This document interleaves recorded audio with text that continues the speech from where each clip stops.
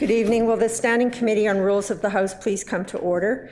This meeting has been called to consider proposed amendments to the rules, orders, and forms of proceedings of the Legislative Assembly of Manitoba. Our first item of business is the election of a vice chairperson. Are there any nominations? Mr. Nesbitt? I nominate Mr. Mickelfield.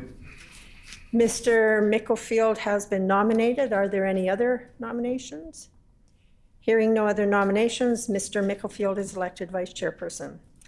You will find before you copies of a document entitled Legislative Assembly of Manitoba Rule Change Proposals, May 2022, which we will be considering today. Does the committee agree to allow the clerk and deputy clerk to speak on the record to provide an explanation for each amendment? Agreed? Agreed and so ordered. Does the government house leader have any opening comments? Mr. Gertson. Only quickly to thank members of the opposition and independent members for the process that we've gone through on this, which is never a quick process or maybe an easy process, but an important process. So I thank both the member for St. John's, the member for River Heights, and then of course the clerk staff, the speaker, and all those who are involved in the crafting of these rules, which is not as easy as it ever looks. And so just to offer the thanks on behalf of the Government Caucus. We thank the minister. Does the official opposition house leader have any opening comments? Ms. Fontaine. Miigwech, Madam Chairperson. Let me just start by saying this has been a long time to get us just to this meeting. I remember that there were many hours, long hours of discussion on Zoom and calls, and so I think that we worked well together alongside the clerks, and I'm glad to see today happen so that we can get some of these rules into force come September. And then ultimately, I just want to thank both Patricia and Rick for all of your hard work. As I have said many times, we would be lost without you and your level of expertise and professionalism and push to get us here today. So to each and every one of you, miigwech. We thank the member. Does the member for River Heights have any opening comments? Yes. Mr. Gerard? Quite brief. First, thank you to the clerks and to the House leaders for the cooperation in going through this painstakingly and with great care, and many times. There is, after reviewing it carefully, it looks like a pretty solid document. I have one point that I will bring up as we go along where I have a little bit of a concern. But aside from that, I think this is an important demonstration that we can advance the rules and that we can have enough meetings to move this along faster than it has sometimes. Thank you. We thank the member. We will now begin consideration of the document. We will consider these amendments in numerical order, and members may ask questions or comment on each proposal as we proceed. For your reference, I will be referring to the proposal numbers listed on the left side of each page. And I will ask the committee, are you okay with me just referring to the proposal number rather than going into a whole bit of information about the rule that it is addressing? Can I just do it by proposal number, rule change proposal? I think we did that last time and it worked well enough. So if we're okay, then let's do that. So proposal number 1, which is definitions. Madam Clerk. Thank you, Madam Speaker.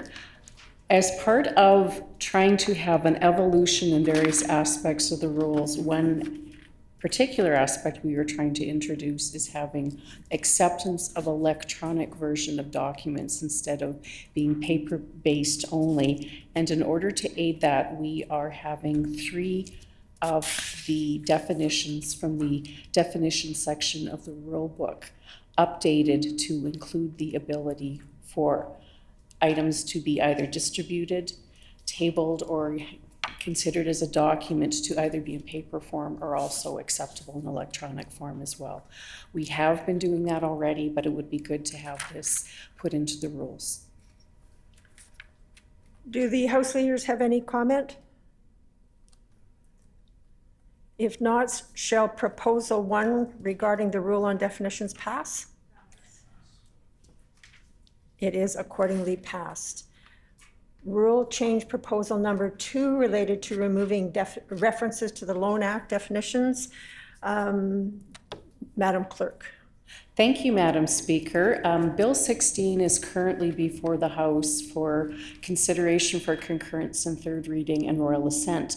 Under the assumption that bill will be passed tomorrow and receive royal assent, it's going to require a number of changes in the rules that I'll be addressing today, because that bill eliminates having a loan act and a capital supply resolution. So we need to change the rules to remove references to the loan act. This first change in item 2 removes the reference to capital supply Do the House leaders and the have, loan act. do the House leaders have any comment? No. Shall proposal 2 then regarding the rule on removing references to the Loan Act definitions pass? The proposal is accordingly passed. Moving then to rule proposal number 3, removing references to the Loan Act sitting periods. Madam Clerk. Thank you, Madam Speaker. This is another change that will be required as a result of the passage of Bill 16. This portion of the rules deals with all of the financial material we have to pass before the House rises at the end of the sittings in November. And one of the items we had always had to pass on that evening was the Loan Act. Since we will no longer have a Loan Act, we are now changing the rule to take out reference to both the Loan Act and the Appropriation Act and leaving in just a reference to the Appropriation Act. Do the House leaders have any comment? No. Shall proposal number 3 then pass? Proposal number 3 then is accordingly passed. Moving to rule change proposal number 4, the Deputy Clerk. Mr. Deputy Clerk. Thank you, Madam Speaker, and thank you to everyone for being here today. This is a larger change. It takes up a couple of pages here. For reference, this deals with specified bills, which is one of the categories of bills that we have in the Assembly. Those are the bills that are guaranteed to have the question put before the end of the spring session. So this is changing how we're dealing with specified bills. Previously, we used to have 2 separate days with different purposes for concluding second reading of these specified bills. On the first day would be debate on all of the bills, but none of the questions would be put, nor would there be any bell ringing. Then on the second day, it would just be putting questions and bell ringing. That's how the rule was written in 2015, and we used it that way for about 4 years. But in the last 2 years, the House leaders have decided, and the member for River Heights have decided to try doing something differently, which maximizes the time. And that is on both days, we have debate on the bill, then the question is put, then we vote, then we move on to the next one. And then we have 2 full days, afternoons and evenings, which allow us to do that. We've done that by sessional order for the past couple of years, and it's worked much better than what we had in the old rule. So this is incorporating those changes into the rules and making that permanent. So that's the overview. A couple of things I'll flag for you. Again, the general point of it is that there's debate and voting on both days, but it also has a provision in 210B, which allows the government House leader to call an order of the bills. Previously, we used to do them chronologically, which wasn't necessarily the most convenient way to do it. And the 2 House leaders over the last couple of years have used this provision in a sessional order, which allowed them to basically sort of strategically organize how they want to do them. Kind of leaves the ones that are requiring the least amount of debate to the end of the list, allows you to basically maximize the use of the time. There's also a provision in 211C, which is a couple of pages ahead, and that is also something we used in the recent sessional orders, which says that on the second night So this is after you've had 2 afternoons and 2 evenings of debate and voting.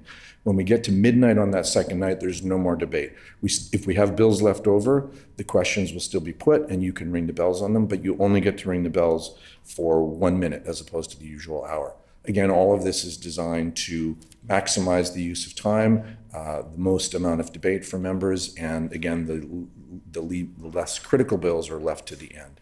So this is how we've done it for the last couple of years, and everyone has found that it has worked much better. Do the House leaders have any comment? Mr. Gertson. Just quickly, I think that this commends the good work of the member for St. John's and River Heights, where we didn't change the rules, but we changed the practice, and then we used it several times and realized it works well. We should change the rules, and it's often not a bad way by which rules can be changed, by just trying things in the legislature by agreement and then moving them into the rules. Any other comments? If not, then shall proposal number 4 regarding rule related to the sessional calendar specified bill second reading completion days pass? Proposal number 4 then is accordingly passed. Moving then to rule change proposal number 5, sessional calendar specified bills committee completion deadline day. Mr. Deputy Clerk. Thank you, Madam Speaker. This is related to the previous one, and it relates to the deadline or the completion of the second reading for specified bills.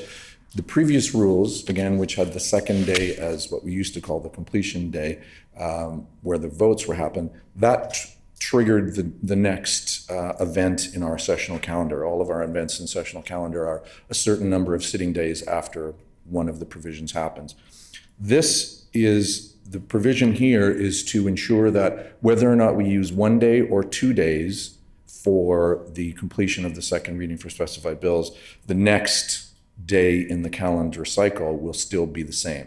So in most sessions, you're going to use 2 days because you're mostly going to have 20, 30, maybe 40 bills you're dealing with. But this allows for a provision if it was a light year, maybe it was an election year and there was a very light election package or legislative package, then you might only need the first night of those 2 nights that I've talked about in the previous rule. Whether or not we use 1 night or 2 nights, this rule will ensure that the next event, which is the committee completion, will be on the same day so that we don't have to be adjusting the calendar as we go. It just makes it more consistent and a little easier to understand.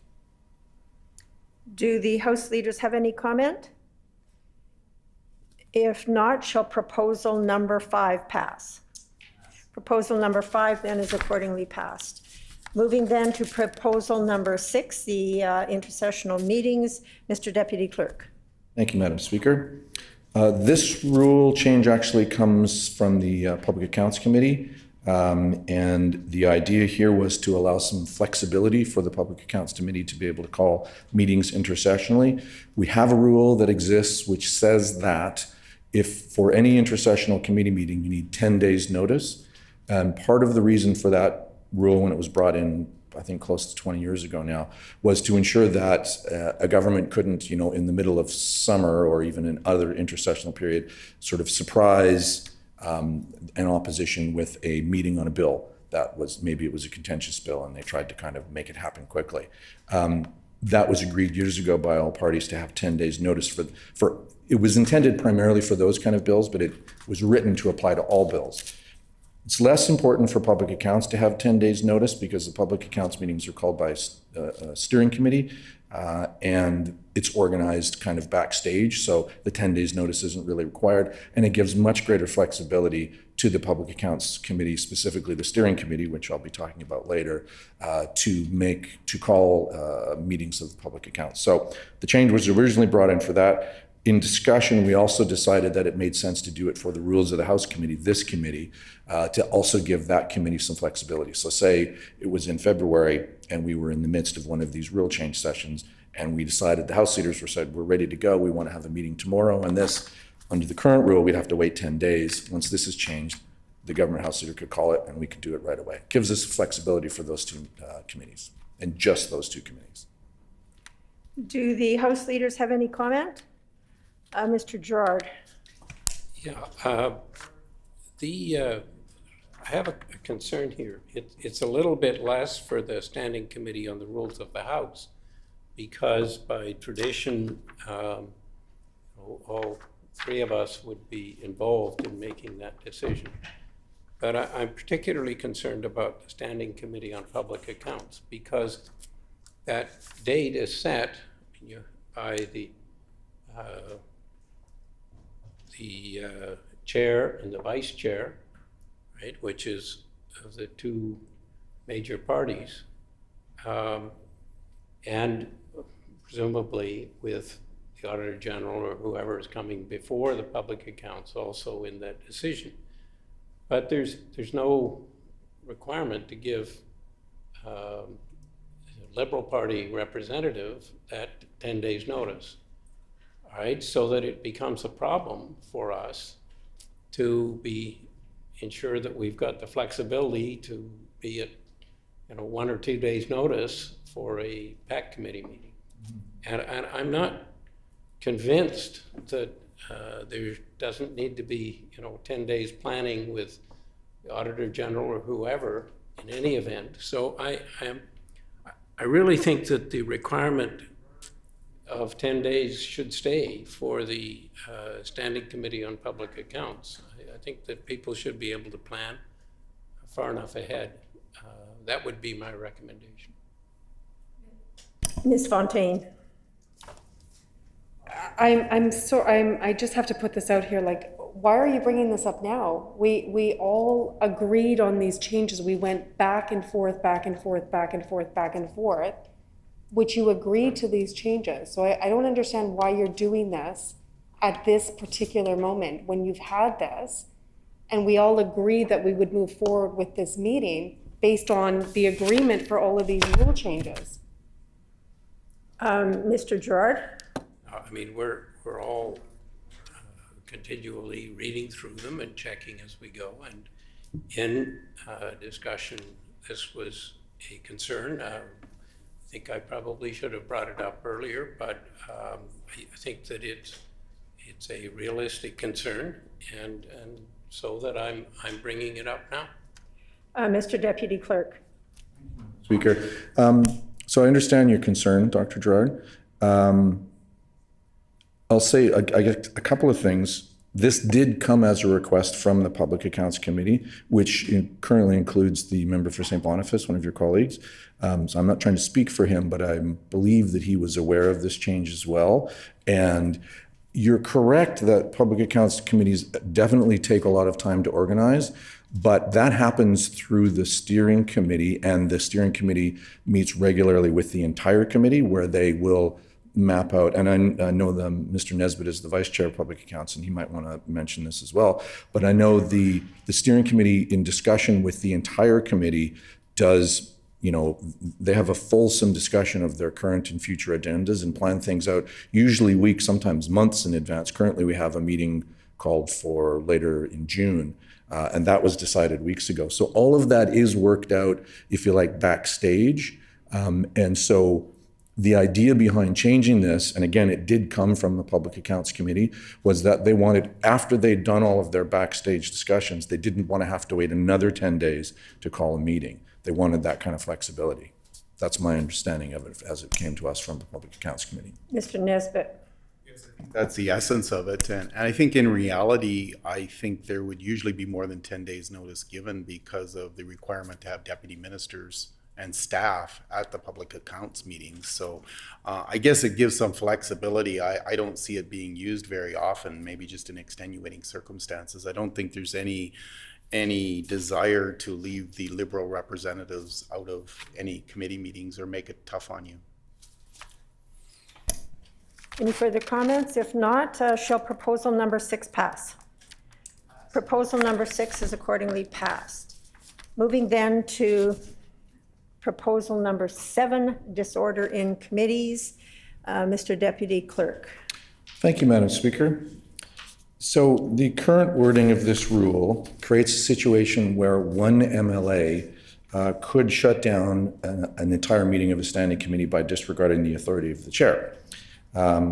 If, for instance, they used unparliamentary language and refused to apologize, that could create effectively sort of a blockage in the committee. The chair, under the current rule, the chair would be obligated to suspend that committee right in the middle of the meeting and then report to the speaker at the next sitting day. The revised version of the rule still allows a chairperson to deal with an MLA who is disregarding the authority of the chair, but it doesn't mean they have to suspend the meeting. It still allows them to suspend the meeting if they feel they need to, but it also gives a version of the proceedings where the chairperson could say, MLAX, you are disregarding the authority of the chair, therefore I'm empowered to no longer recognize you. So they could still be in the meeting, but the chair just can ignore them basically, and the rest of the committee can carry on. Further, the rule does empower them to actually have that MLA removed from the committee if they were continuing to be unruly. I'm talking about extreme circumstances here, but sometimes we have to write these rules in order to have a contingency for such circumstances. So the idea behind this is it removes, which I'm sure wasn't in the intention of this rule when it was drafted decades ago, but it did have that circumstance where one MLA could effectively derail a whole committee, even if all other members, all the parties at the table wanted to carry on. One MLA could do that. So this removes the possibility that one MLA could interrupt a meeting, but it gives the chair wider powers and broader, more flexible powers to deal with an MLA who's disregarding the authority of the chair. Do the House leaders have any comment? Mr. Gertson.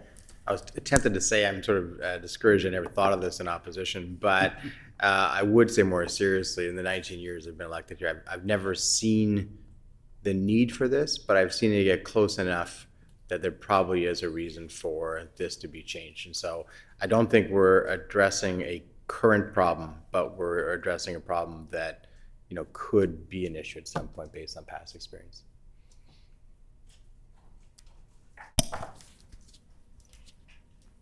Shall proposal number 7 pass?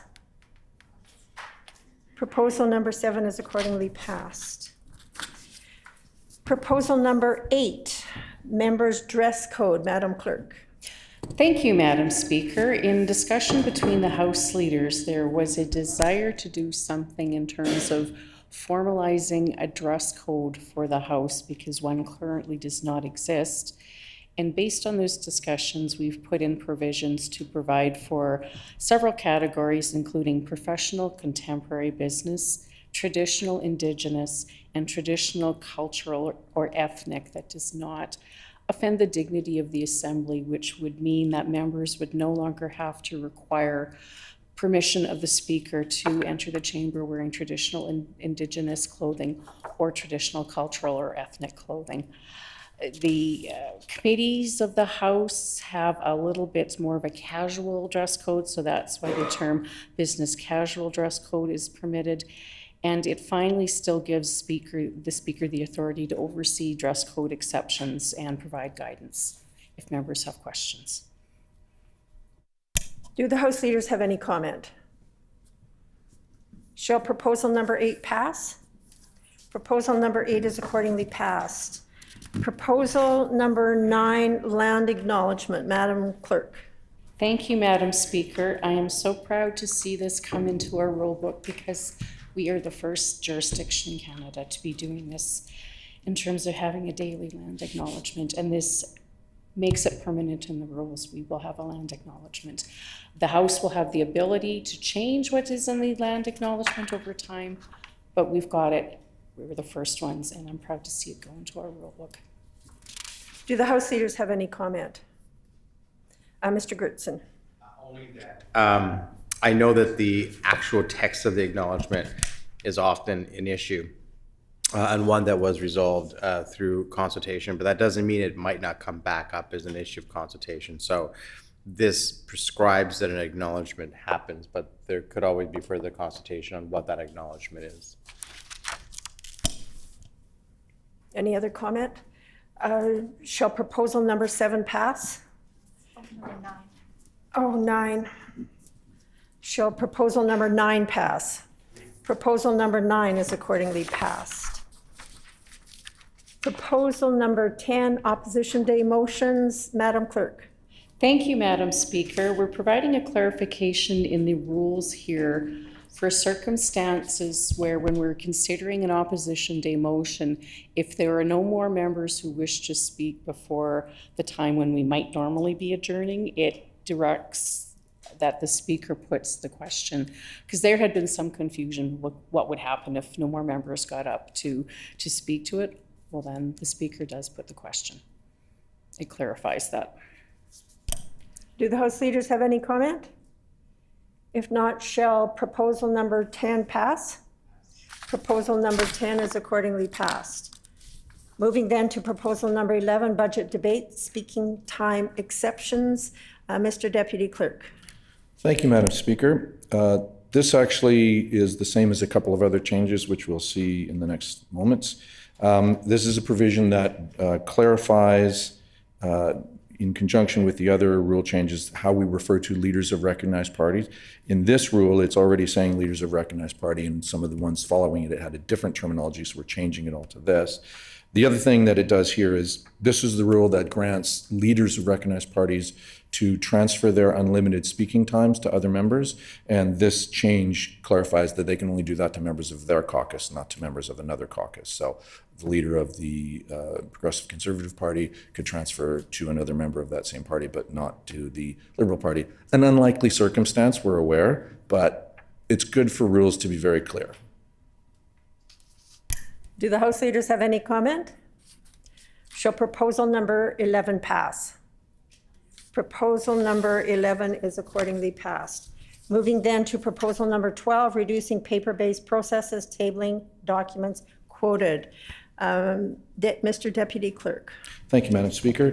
This relates to one of the first rule proposals that the clerk spoke about a few moments ago. So we're changing the word printed to just a copy of a document. So that means it could be either an electronic version or a hard copy.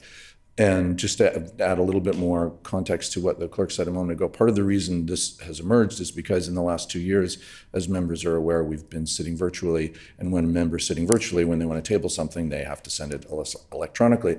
So the rules that we brought in, especially in the sessional order to deal with virtual sittings, included such a provision as this. So we're sort of borrowing that language, and it appears a few times during the rules. Do the House leaders have any comment? Shall proposal number 12 pass? Proposal number 12 is accordingly passed. Moving then to proposal number 13, speaking time exceptions. Mr. Deputy Clerk. Thank you, Madam Speaker. So again, this is what I was referring to a moment ago. This rule change also adds the provision with regards to general speaking provisions about the leader of a party being able to transfer their time to a member of their caucus.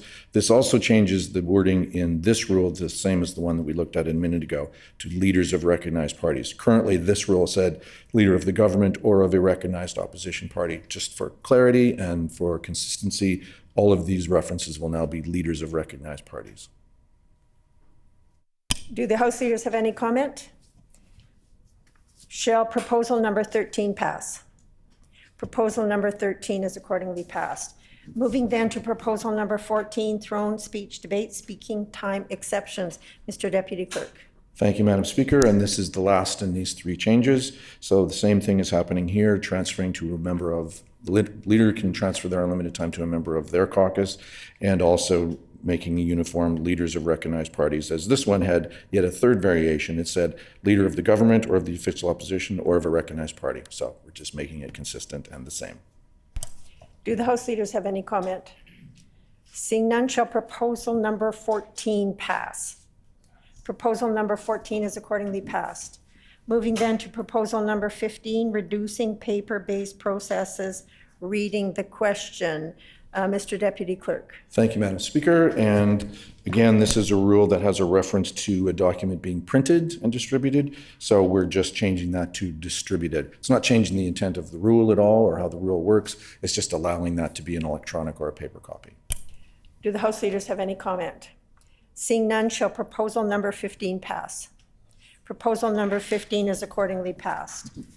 Moving to proposal number 16, committees of the whole House. Mr. Deputy Clerk. Thank you, Madam Speaker. This is a bit of wholesale rewrite of one of our rules, and that specifically refers to committees of the whole House. And I will mention for members' reference that committees of the whole House is defined already in our rules, and the first rule has a set of definitions, so we didn't need to state that again. But for your information, committees of the whole House refers to two different committees. One is called the Committee of the Whole, which is actually sitting as we speak, and the Committee of Supply, which sits for a great number of days in the year. Those are both called committees of the whole House. So this is basically a rewrite of a number of provisions which apply to any of those committees that I just described. They're all the same provisions as existed before. They're just written in what we believe is clearer and easier to use language. The only new provision in here is codifying something which we've already been doing for many years. That refers to the Committee of Supply. When the Committee of Supply meets to consider departmental estimates, we sit in 3 sections in the 3 rooms. And when there's a quorum call in one of those rooms, the practice has been for many decades to count all of the members in all 3 rooms. And that is now in the rules. Used to be practice, now we're adding that in here. And the rest of it is all of the same provisions. It just cleans it up, makes it easier to use and easier to read. Do the House leaders have any comment? Seeing none, shall proposal number 16 pass? Proposal number 16 is accordingly passed. Moving to rule change proposal number 17, removing references to the Loan Act, Business of Supply. Madam Clerk. Thank you, Madam Speaker. That pesky Loan Act shows up so many different places in the rules, and this is yet another place where we have to remove the reference to it. This is taking away the reference to capital estimates because we'll no longer have a capital supply bill or a capital resolution, and it just simply refers to main estimates and supplementary estimates. Do the House leaders have any comment? Seeing none, shall proposal number 17 pass? Proposal number 17 is accordingly passed. Moving then to rule change proposal number 18, determining the estimate sequence. Madam Clerk. Thank you, Madam Speaker. We are having a redraft in terms of explaining how the estimate sequence is determined. It had only made reference to a government House leader and an official opposition House leader. It's now making reference to House leaders of recognized parties in order to be a little bit more inclusive. And it also provides that if the House leaders are unable to come to an agreement, the Speaker would then step in. We're hoping it would not have to come to that point. That's like a step of last resort. No offense, Madam Speaker, but it's helpful when the House leaders themselves can come to an agreement on what the sequence should be. Do the House leaders have any comment? Seeing none, shall proposal number 18 pass? Proposal number 18 is accordingly passed. Moving then to rule change proposal number 19, removing references to the Loan Act reports of the Committee of Supply. Madam Clerk. Thank you, Madam Speaker. And lo and behold, there it is again, the Loan Act showing up in Rule 7714. We are removing the reference to capital supply here, so that it's basically interim and main supply, because capital supply will no longer exist. Do the House leaders have any comment? Seeing none, shall proposal number 19 pass? Proposal number 19 is accordingly passed. Moving then to rule change proposal number 20, removing references to the Loan Act concurrence motion in Committee of Supply. Madam Clerk. Thank you, Madam Speaker, and I beg the indulgence of the committee. You're probably getting tired of me saying, here's another Loan Act reference, but we will no longer have a capital supply bill, so we are removing that provision because a capital supply resolution would have had to have been passed in Committee of Supply before we could do a concurrence motion. There will no longer be a capital supply motion. Do the House leaders have any comment? Seeing none, shall proposal number 20 pass? Proposal number 20 is accordingly passed. Moving then to rule change proposal number 21, standing committee membership reduction. Mr. Deputy Clerk. Thank you, Madam Speaker. So this rule changes the way we determine the size and the composition of our standing committees. For many decades, really many generations, The size of our standing committees has been fixed at 11 for each of the 11 standing committees that we have. We found through COVID that we didn't necessarily need as many members because during our COVID era, we reduced the number from 11 to 6, and that was done by a sessional order. And the clerks found, I think the whips found, members found that you could still get the business of committees done with 6 as opposed to 11. I imagine it was probably easier for whips than they have to wrangle fewer members. So we are incorporating that change into this rule. We're changing a few things about how this works. Basically, this rule empowers the House leaders of the day to, they've always been empowered to determine the composition, like how many members from each caucus are on a standing committee. Now it also gives them the ability to determine the size. So as I said, right now we've been using 6 under those COVID provisions. That has worked for the current composition of the House. If there were 3 recognized parties or a very different composition, you might need it to be 7 or 8 or 9. This empowers the House leaders of the day to make that determination based on the circumstances that they're facing after a general election. And then it gives them the ability to affect those changes. It also has a similar provision to what was referred to a moment ago, where if the House leaders can't decide, then the Speaker will decide. That's, again, not the ideal. It's much better for the House leaders to decide this, but we have to have some sort of provision, because if we're after an election and the first day of the House sitting is coming up and the House leaders haven't been able to decide and we need the legislature to function, then the Speaker is going to be empowered to do that. So there's mechanisms to allow that. There's mechanisms to allow all of this information to be reported. And again, it allows them to set the number of members on a committee. And not all committees would need to be the same. Committees that deal with legislation, maybe the House leaders would decide we only need 7 for that, but for, say, this committee, Rules of the House or Public Accounts Committee, we might want them to be 11, as there always has been, or even more than that. The House leaders would be empowered to make all of those decisions, and they'd be able to make those decisions based on the circumstances of the day, not, as is the case now, something that was decided decades ago. And yeah, I think that covers most of the changes. Yep. Do the House leaders have any comment? Mr. Gertson. Clarity and certainty, but the composition is still based on proportionality, based on the number of seats that each party has achieved in an election. And it doesn't, of course, prohibit any member who's not a member of the committee, but a member of the legislature from coming to committee. All members can come to committee and participate. They're just not members of the committee for the purposes of voting. Mr. Deputy Clerk? Yes. Yeah, thank you for raising that, Mr. Gertson. That's correct. All of that is still allowed under this rule, absolutely. And it's the key point of it is the proportional representation in the House. That's what is supposed to be reflected in the standing committees. So yes, that remains, and it just really gives more flexibility on all of that.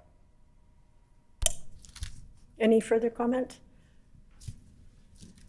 Shall proposal number 21 pass? Proposal number 21 then is accordingly passed. Moving to proposal number 22, standing committees, Q&A with presenters. Mr. Deputy Clerk. Thank you, Madam Speaker. This rule deals with how we manage the question and answer period that we have in standing committees. And just for general context, as members know, when we consider bills in standing committees, members of the public are able to come and speak. They get 10 minutes to speak, and then there's also a 5-minute question and answer. Now, it's been an uncommon circumstance, but it is a possible circumstance where one member might try to dominate that question period if they just keep putting their hand up and ask long questions. So it might not allow more members to ask questions of the presenter. The purpose of this rule is, as it was, a few purposes. Primary purpose is to keep the questions short, 30 seconds. There's only a 5-minute question and answer period, so it really doesn't seem fair for a member to spend 1.5 minutes using up of that 5 minutes. So all questions will be 30 seconds. The minister or the bill sponsor, we actually have 2 versions of this. Primarily it's used for government bills, but we also have an alternate version for private members' bills. So for a government bill, the minister gets to ask the first question. The critic from the official opposition gets to ask the second question. After that, if there is a second opposition party, that critic would get to ask a question. After that, an independent member could get to ask a question, and then we would continue in that rotation. Usually you're only going to get 3 or 4 questions in a 5-minute question period. So the idea is to ensure that the minister and the critic the official opposition critic are ensured of getting a question, and then maybe even two, and then ideally a member from another party or an independent member would be guaranteed at least one question as well. Now we can't, and we didn't think it was right to govern the length of the responses from the presenters. We hope that they will keep them concise, but we didn't feel that it was appropriate to put that in the rule because we didn't want to restrict the presenters on how they responded. In the future, if the Rules Committee decided they want that after we try this rule for a while, we could certainly add a provision like that, but for now we thought it just made sense for the governing the questions. Do the House leaders have any comment? Seeing none, shall proposal number 22 pass? Proposal number 22 is accordingly passed. Moving to rule change proposal number 23, Standing Committee on Public Accounts, Steering Committee, and announcing meetings. Mr. Deputy Clerk. Thank you, Madam Speaker. So this provision will actually modernize the Manitoba Public Accounts Committee. Currently, we are the last jurisdiction in the country that still has the government House leader calling meetings of the Public Accounts Committee. Public Accounts Committee, of course, is meant to be an oversight committee. It's meant to function in as nonpartisan a manner as possible. And in all other jurisdictions, the chair and the vice chair of the committee are allowed to call the meetings. The chair of the Public Accounts Committee is always an opposition MLA, and the vice chair is always a government MLA. And those two individuals are effectively the ones who they're the quarterbacks for the Public Accounts Committee, if you like. So this empowers the two of them to make announcements for the Standing Committee on Public Accounts. Not one of them, it has to be both of them.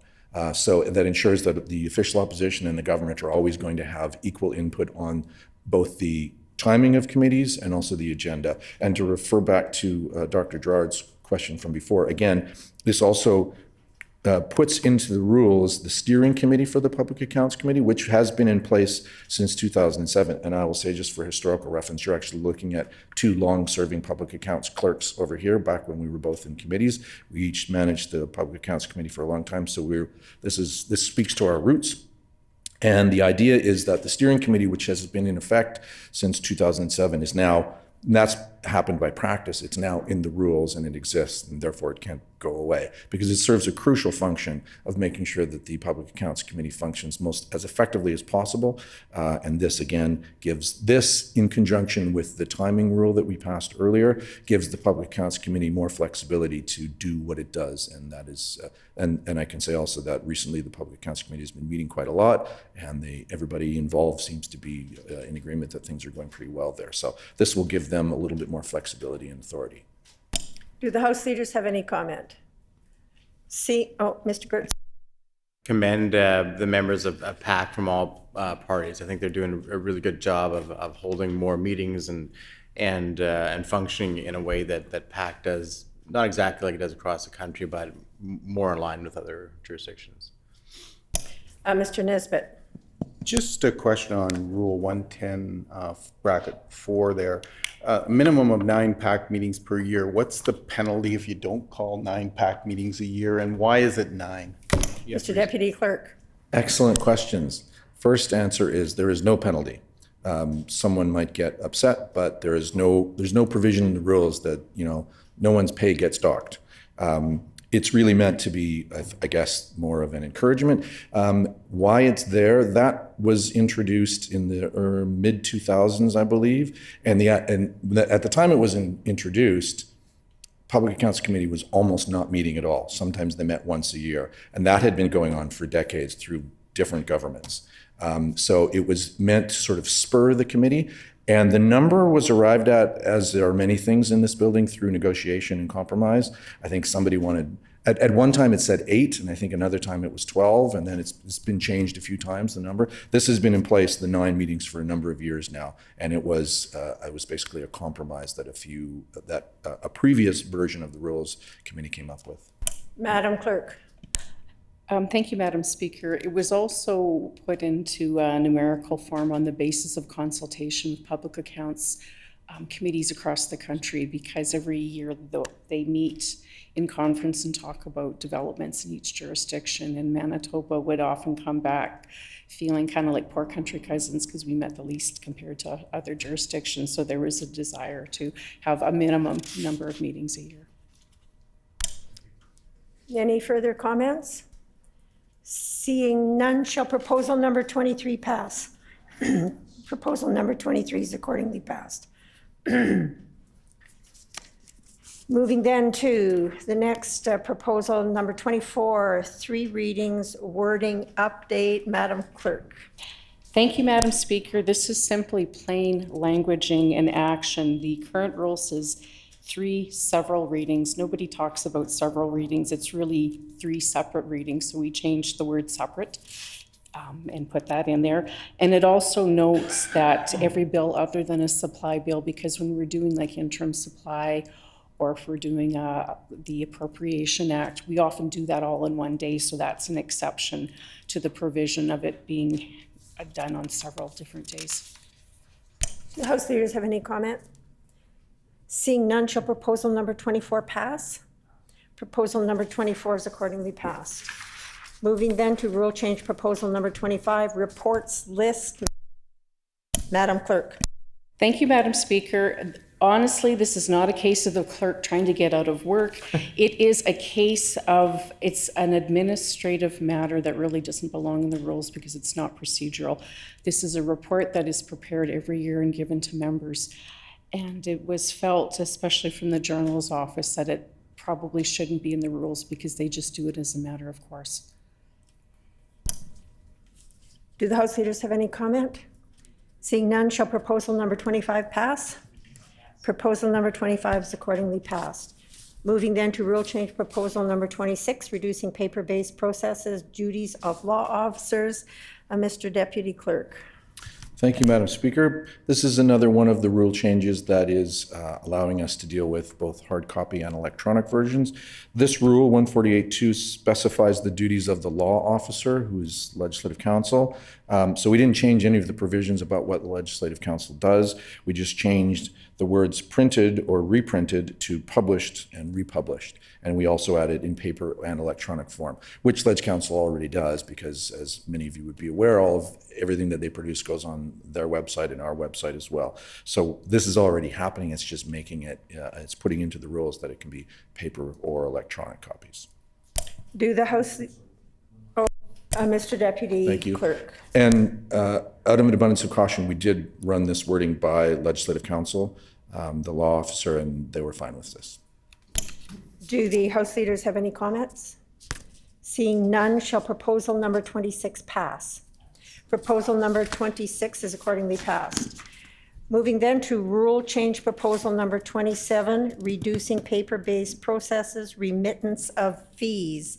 Mr. Deputy Clerk. Thank you, Madam Speaker. And in the same vein, this is making a change that relates to remittance of fees for printing of private bills, which is a whole other process. Again, we're not changing that process.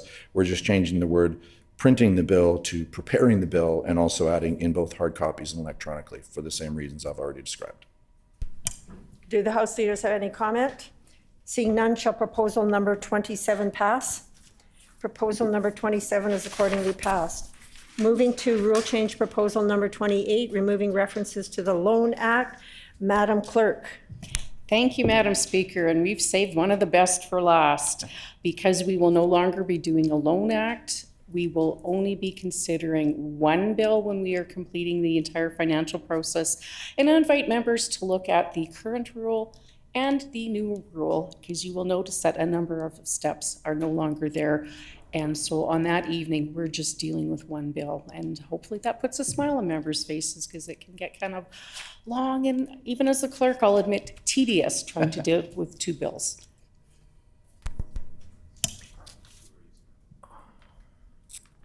Any comments from the House leaders? Shall proposal number 28 pass?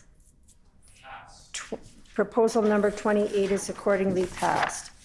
Moving to proposal number 29, speaking times correction. Mr. Deputy Clerk. Thank you, Madam Speaker. And with this rule, I guess I have to admit that the clerks are not perfect. You might be shocked by that.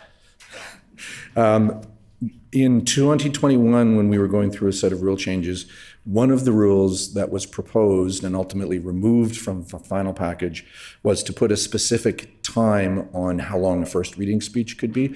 The current rule says brief. but we were proposing changing it to 30 seconds. Ultimately, the rules group decided not to proceed with that. So we removed that rule from the package, but we had a secondary reference to that rule we have an appendix in the end of the rule book, which sort of lists all of the speaking times in one place. And we had added this into the appendix, and when we deleted the other provision, we forgot to delete this one. So it's still in the rule book and it shouldn't be there, so we just need to delete it. Do the House leaders have any comment? Seeing none, shall proposal number 29 pass? Proposal 29 is accordingly passed. And moving to the final rule change, proposal number 30, Appendix E, private members' resolution question period revision. Mr. Deputy Clerk. Thank you, Madam Speaker. This is just fixing an oversight. Again, this is in that speaking times appendix at the end of the rule book. When we do a private members bill debate and a private members resolution debate, we have a question period. After the sponsor speaks, we have a question period. And in that question period, our rules state that independent members only get one question. And in the appendix, again, from an oversight, this is from many more years ago, in the private members bills section, we had only one question for independent member, but we didn't reference it in the spot where we were referencing the question period for resolutions. It doesn't change the rule. The rule is elsewhere in the rule book. This is just a reference to that rule. And for some reason, we didn't include that in this reference spot in the appendix for resolution. So we just wanted to add it in there so that they were uniform and they were both equally as informative. So it's not changing any provisions as to how those questions bearers are conducted. It's just updating the appendix to make it more accurate. Do the House leaders have any comment? Seeing none, shall proposal number 30 pass? Proposal number 30 is accordingly passed. Does the committee agree that the amendments to the rules, orders, and forms of proceedings of the Legislative Assembly of Manitoba, as agreed to by this committee, will come into force on September 28th, 2022? Agreed? Agreed, and so ordered. Does the committee agree that the clerk be authorized to renumber the rules, orders, and forms of proceedings of the Legislative Assembly of Manitoba and make other minor corrections that in no way alter the intended meaning of these amendments? Agreed? Agreed, and so ordered. Does the committee agree that the clerk be authorized to make minor corrections to the French version of the rules, orders, and forms of proceedings of the Legislative Assembly of Manitoba to ensure the equivalence of both versions of the rules, ensuring that they in no way alter the intended meaning of these amendments? Agreed? Agreed, and so ordered. Does the committee agree that the clerk be authorized to prepare revised rule books incorporating all amendments, additions, and deletions? Agreed? Agreed, and so ordered. Does the committee agree that these amendments to the rules are permanent? I guess agreed, and so ordered. Does the committee agree that for future reference, the document entitled Legislative Assembly of Manitoba Rule Change Proposals, May 2022, be appended at the end of the Hansard transcript of this meeting? Agreed? Agreed, and so ordered. Does the committee agree that the amendments to the rules, orders, and forms of proceedings of the Legislative Assembly of Manitoba, as agreed to by this committee, be reported to the House? Agreed, and so ordered. This concludes the business before the committee. The hour being 5:02, what is the will of committee? Committee rise.